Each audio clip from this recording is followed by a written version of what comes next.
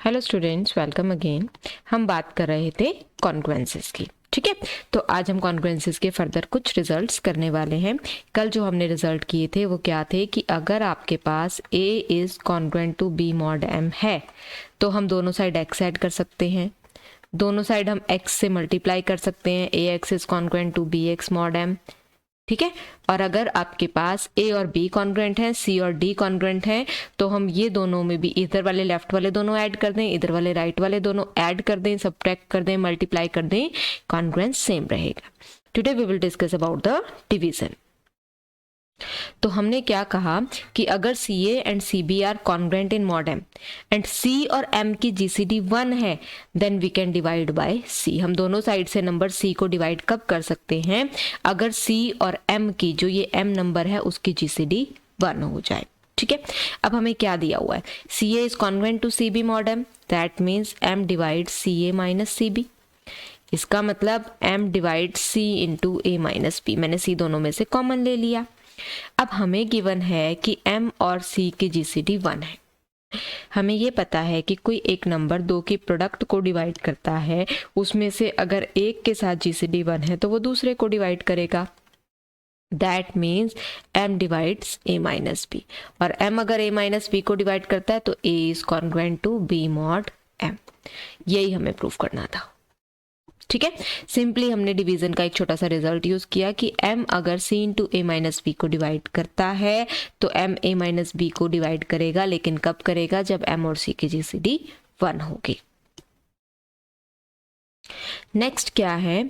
CA is congruent to CB mod M, और CM की GCD अब 1 नहीं है, अब इट इज D। अब इसका मतलब D जो है वो C और M का कॉमन डिवाइजर है। D divide C, D divides M, that means C और M की GCD हमें दी हुई है D, that means D divides C and D divides M। C को डिवाइड करता है, C को मैंने लिख दिया DC1, M को डिवाइड करता है, M को मैंने लिख दिया DM1। ठीक है, ये हमें गिवन है। अब अगर CA is congruent to CB mod M है, that means M divides CA minus CB, but this implies M divides C into A minus B। M क्या है? DM1 डिवाइड्स C क्या है? DC1 into A minus B। दोनों side D है, cancel out हो गया, that means M1 divide C1 into A minus B। और अगर ये GCD है D, सबसे बड़ा डिवाइजर है, तो हमने कहा था कि ये C1 और M1 में कुछ कॉमन नहीं आएगा, तो C1 और M1 की GCD कितनी है? 1। तो नाउ यहाँ पर क्या आ गया? M1 और C1 की GCD 1 है। ऊपर हमने क्या किया था? अगर इनकी GCD 1 होती है, M1 की C1 के साथ GCD 1 है, इनकी प्रोडक्ट को डिवाइड कर रहा है, that means M1 divides A minus B। So therefore A is congruent to B mod M1। ठीक है, तो A कॉन्ग्रुएंट टू B होगा, लेकिन मॉड M1 में होगा। C से अगर मैं डिवाइड करूंगी तो यहां पर भी मुझे इस GCD से डिवाइड करना पड़ेगा। अब कन्वर्स की बात करते हैं। Conversely, let A is congruent to B mod M1। ठीक है, A और B M1 मॉड में कॉन्ग्रुएंट है, that means M1 divides A minus B। दोनों साइड में C किससे मल्टीप्लाई कर सकती हूँ? D से। So what this implies D M1 divides D into A minus B। अब DM1 अगर इस टर्म को डिवाइड कर रहा है तो मैं इसको C1 से मल्टीप्लाई कर दूंगी, तब भी तो डिवाइड करेगा।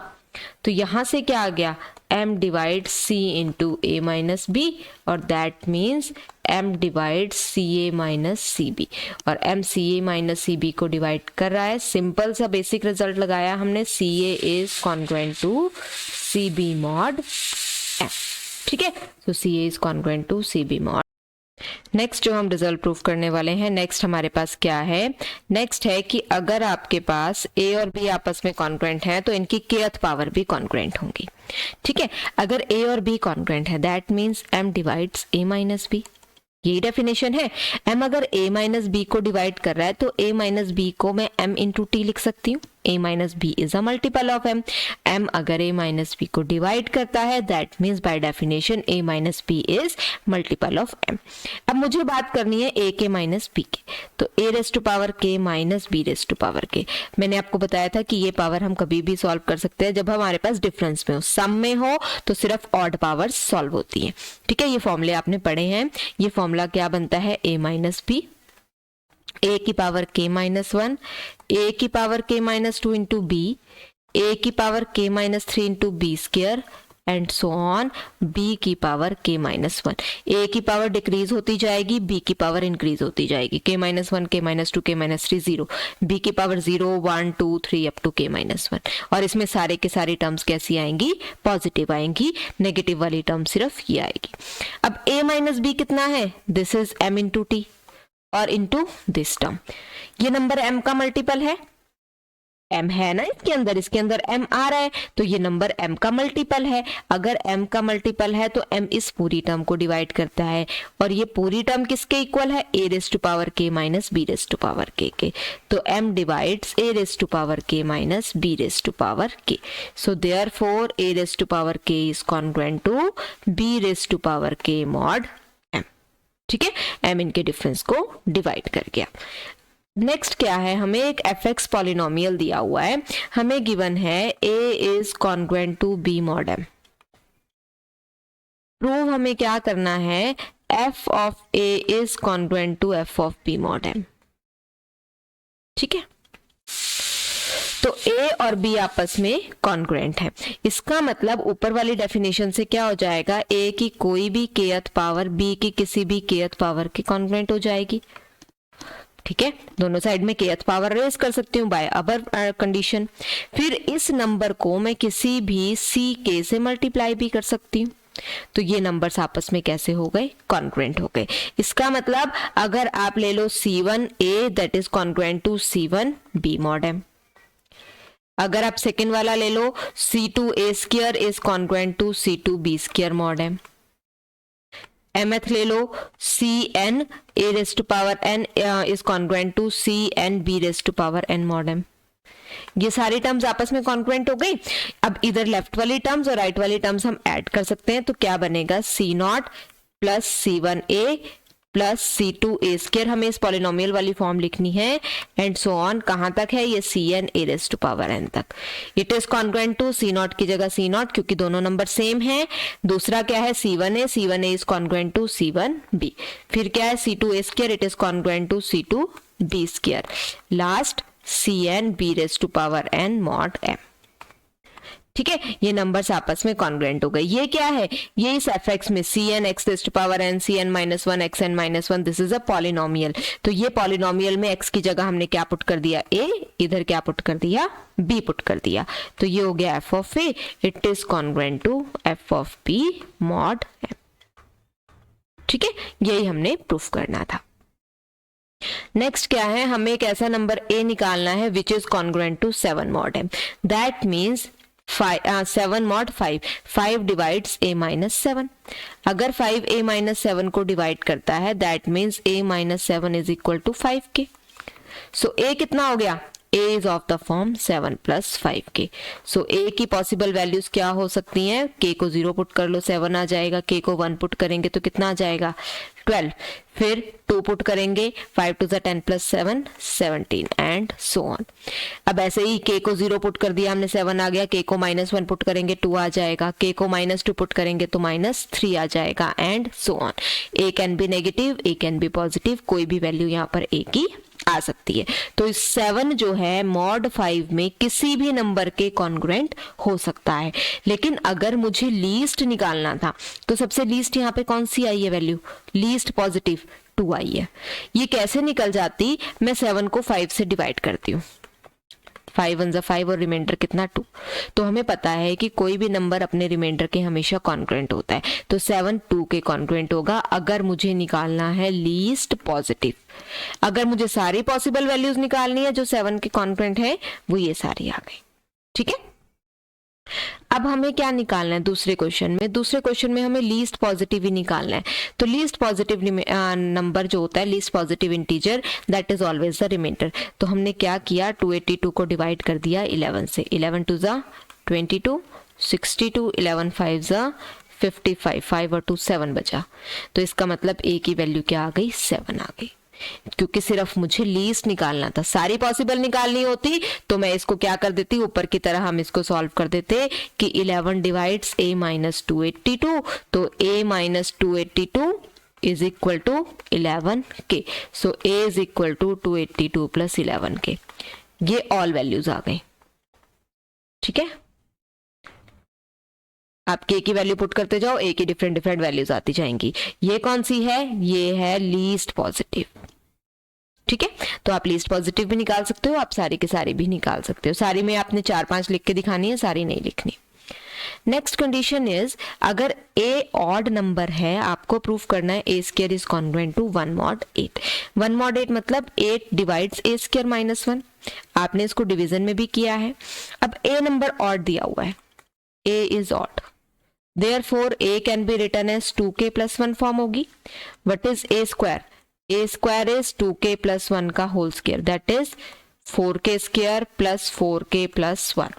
स्क्वायर खोलना आता है, इसमें से हमने कॉमन लिया 4k, अंदर क्या बचा k प्लस 1 1 और यहाँ से k प्लस 1, और ये क्या है k इंटू k प्लस 1, दो कंसेक्यूटिव इंटीजर्स और दो कंसेक्यूटिव इंटीजर्स की प्रोडक्ट को 2 फैक्टोरियल डिवाइड करता है, that means k into k plus 1 can be written as 2t। तो ये क्या हो गया 4 2t प्लस 1, 4 टू ज़ा 8t प्लस 1, 1 इधर ले जाके सब्ट्रैक्ट कर दो, a square minus 1 is equal to 8t। 8 का मल्टीपल है तो 8 डिवाइड्स a स्क्वायर माइनस 1, इसका मतलब a square is congruent to 1 mod 8, ठीक है। यही हमने सॉल्व करना था। एक क्वेश्चन और करते हैं, आज का लास्ट। हमें ये प्रूफ करना है कि 3 raise to power 4n plus 2 plus 5 raise to power 2n plus 1 is congruent to 0 mod 14। ये हम कैसे प्रूफ करेंगे? इसका मतलब हमें प्रूफ करना है कि 14 divide 3 raise to power 4n plus 2 plus 5 raise to power 2n plus 1। बस सिंपल डिविजिबिलिटी का है और यूजिंग इंडक्शन होगा क्योंकि हमें n लेना है। तो हमने क्या कहा, pn को कहा 3 raise to power 4n plus 2 plus 5 raise to power 2n plus 1। तो सबसे पहले क्या लेते हैं, n को हम 1 लेते हैं। n को 1 लेंगे तो p1 कितना हो जाएगा 3 raise to power 4 plus 2 5 raise to power 2 plus 1, n को 1 पुट कर दिया, 3 रेज़ टू पावर 6 5 की पावर 3, 5 की पावर 3 तो हो गया 125, 3 रेज़ टू पावर 6 हो गया 729। 854 चेक कर लो क्या 14 इसको डिवाइड करता है कि नहीं। 14 6 84, 14 14 1 14 कर गया डिवाइड, ये इसको 61 आपके पास आ गया क्वेश्चन। इसका मतलब आपके पास 14 डिवाइड्स p1, ठीक है। फिर हम क्या करते हैं, suppose by induction 14 divides pr। Now pr plus 1 निकालना है। pr प्लस 1 कितना होगा 3 raise to power 4 r plus 1 plus 2 plus 5 raise to power 2 r plus 1 plus 1। ये सॉल्व करना है, इसको सॉल्व करते हैं। 3 raise to power 4r plus 2 plus 4, 5 raise to power 2r plus 1 plus 2। तो 3 की पावर 4 तो अलग कर देते हैं, 3 raise to power 4r plus 2 अलग छोड़ देते हैं। ऐसे ही 5 स्क्वायर अलग करते हैं, 5 raise to power 2r plus 1, ये हो गया। 3 raise to power 4 is 81, 3 raise to power 4r plus 2 plus 25, 5 raise to power 2r plus 1 हो गया, ठीक है। अब इसको हम कैसे सॉल्व करेंगे, इसके लिए हम क्या करते हैं, कोई एक नंबर हम यहाँ पे कॉमन ले लेते हैं, 3 रेज़ टू पावर 4, ठीक है। 3 रेज़ टू पावर 4 यानी कि 81 के साथ में अंदर बनाती हूँ 3 raise to power 4r plus 2 plus 5 raise to power 2r plus 1। अब ये 81 टाइम्स मैंने यहाँ ऐड किया तो minus 81 times 5 raise to power 2r plus 1 यहाँ पे भी आ गया और प्लस 25 ये था, ठीक है। ये हो गया 81, ये हो गया pr, ठीक है। This is the value of pr minus, और ये 81 और ये 25, आपके पास 81 में से आपने क्या करना है 25 सब्ट्रैक्ट करना है। 5 raise to power 2r plus 1, 81 minus 25, 6 7 minus 2 5, ठीक है। 56 into 5 raise to power 2r plus 1 minus 81 into pr, ठीक है, अब क्या है आपके पास, अब आपको पता है कि 14 जो है बाय इंडक्शन हाइपोथेसिस वो PR को डिवाइड करता है, 14 जो है वो 56 को डिवाइड करता है।